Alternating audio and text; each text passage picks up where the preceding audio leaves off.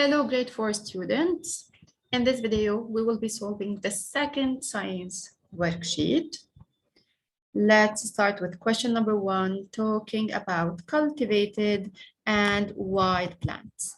So plants are living things, so they need different things to grow. They need air, they need water, they need sun, they need minerals.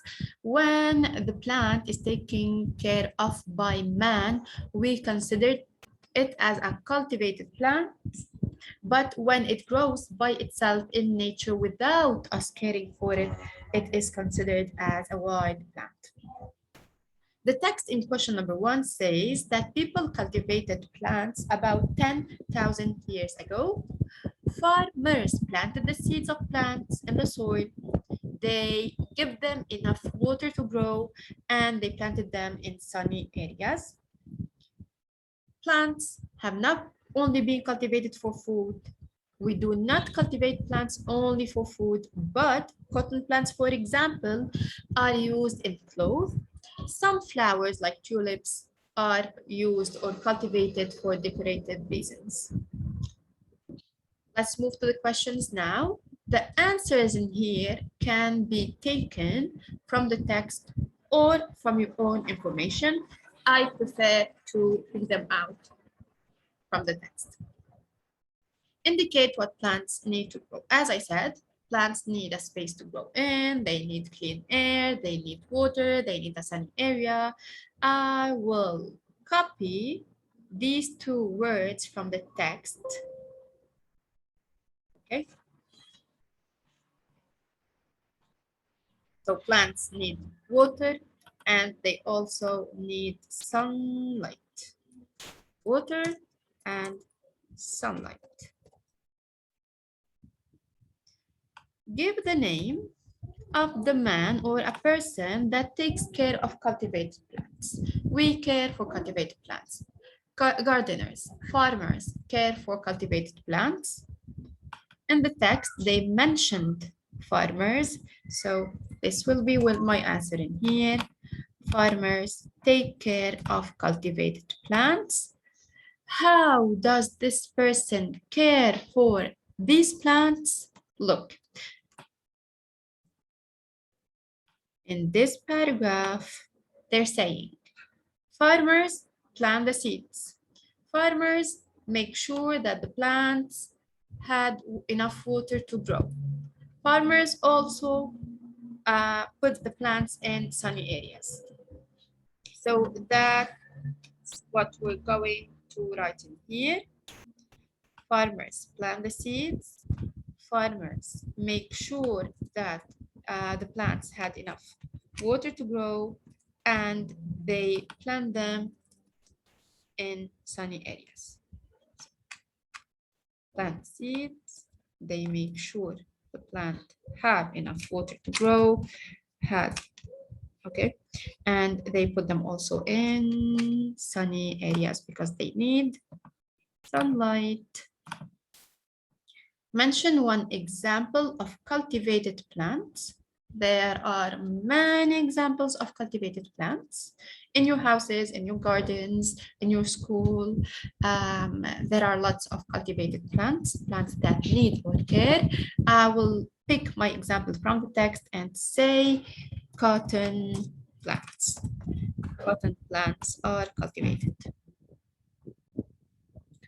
Mention one benefit of plants in people's life. Let's read again the last paragraph. They're saying that we cultivate plants not only for food, but also for clothes, to make clothes, like cotton plants are cultivated for clothes, to make clothes, and sunflowers are used for decorative reasons. So I will say that you can write the example that you want, okay? Plants have been cultivated for food.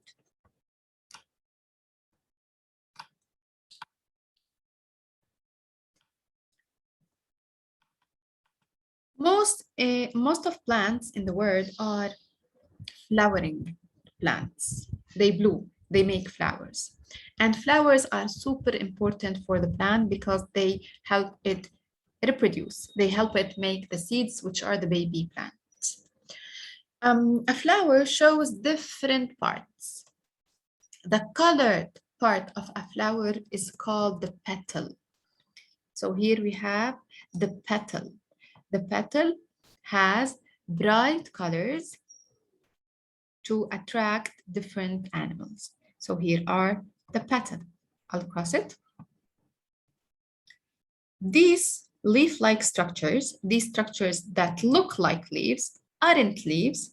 They are called sepals, and they protect the flower as it is growing, as it grows. In the middle, we have the pistil or the carpel, which is the girl, the female part. The head of the female part is called the stigma. Actually, the pistil or the carpel includes the stigma, the style, and the ovary. So let me do this. Here we have the stigma, and then we have the style, and this fat part containing the ovules, containing the small cells, is the ovary. So again, a pistil consists of a stigma, a style, and an ovary.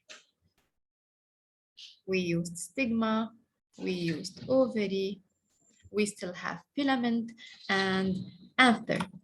So the pistil, which is the part in the middle, this one is the female part of the flower, while the two standing next to it, so this and this, these are the stamens.